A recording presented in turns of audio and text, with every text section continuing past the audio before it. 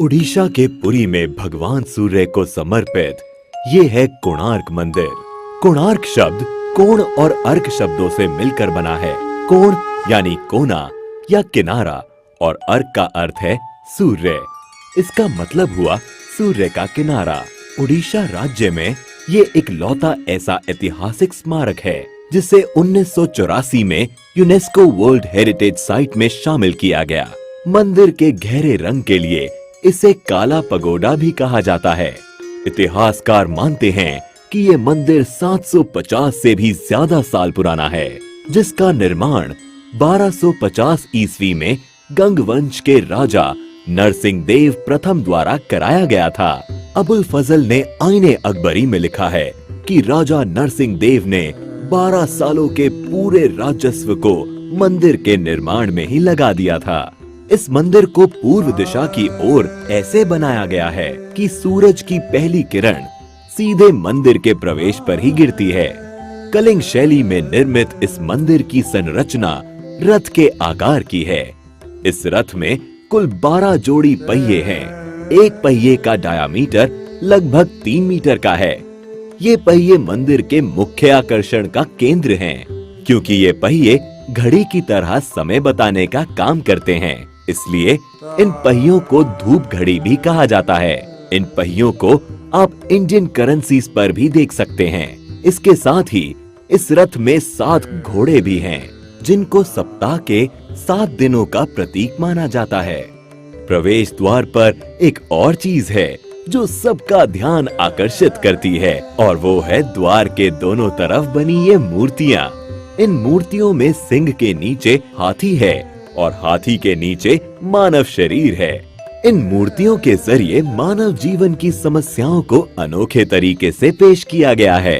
यहाँ सिंह गर्व का प्रतीक है, जबकि हाथी संपत्ति का।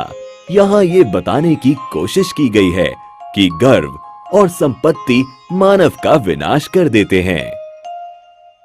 माना जाता है कि मंदिर का निर्माण समुद्र के किनारे किया गया था, लेकिन पिछली 8 शताब्दियों में समुद्र से इसकी दूरी बढ़ती चली गई। कहा जाता है इसके लगभग 2 किलोमीटर उत्तर में चंद्रभागा नाम की नदी भी बहा करती थी, जो अब विलुप्त हो गई है। नदी के वहां होने को भी प्रमाणित किया जा चुका है। मंदिर से जुड़ी एक किंवदंती है कि इसके निर्माण में 1200 कुशल शिल्पियों ने 12 साल तक लगातार काम किया, लेकिन निर्माण कार्य को पूरा नहीं कर पाए। मुख्य आर्किटेक्ट बिसु मोहराना के बेटे धर्मपदा ने मंदिर के निर्माण को पूरा किया, लेकिन मंदिर के पूरा होने पर उसने चंद्रभागा नदी में कूदकर जान दे दी। कोणार्क मंदिर के बारे में एक रोचक तथ्य है कि मंदिर के पत्थरों को आपस में जोड़ने के लिए लोहे की चादरों और चुंबकों का इस्तेमाल किया गया था। साथ ही मुख्य मंदिर की चोटी में 52 टन चुंबकीय लोहे को भी लगाया गया था। इन विविध चुंबकों के अनोखे समायोजन के कारण से ही मंदिर में भगवान सूर्य की मूर्ति हवा में झूलती थी। बताया जाता है कि पुर्तगाली नाविकों ने इस चुंबक को मंदिर से निकाल लिया, क्योंकि इस चुंबक के कारण नौका चालन में कठिनाई होती थी।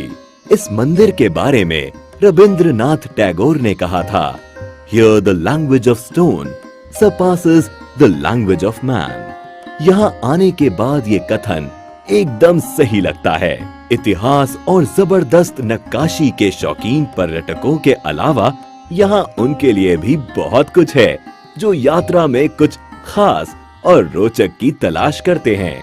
साथ ही आप चाहें तो यहाँ होने वाले कोणार्क डांस फेस्टिवल का भी लुत्फ दिसंबर के महीने में आकर उठा सकते हैं।